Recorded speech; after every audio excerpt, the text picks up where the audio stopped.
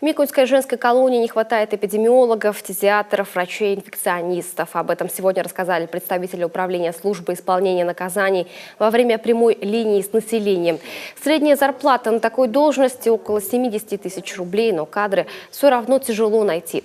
Ответили представители ведомства и на вопросы о сложностях работы. Меня зовут Галина. У меня вот такой вопрос. УФСИН на работу возьмут условно осужденного молодого человека, но уже снятого с учета? Обращаются граждане и в том числе с подобными вопросами.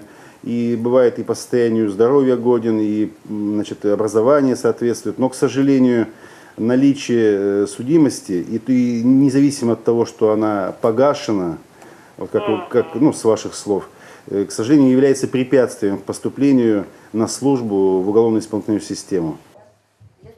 Сейчас в ведомстве открыты вакансии в Ухте, Печоре, Микуне и Сыктывкаре. Причем много рабочих мест для женщин.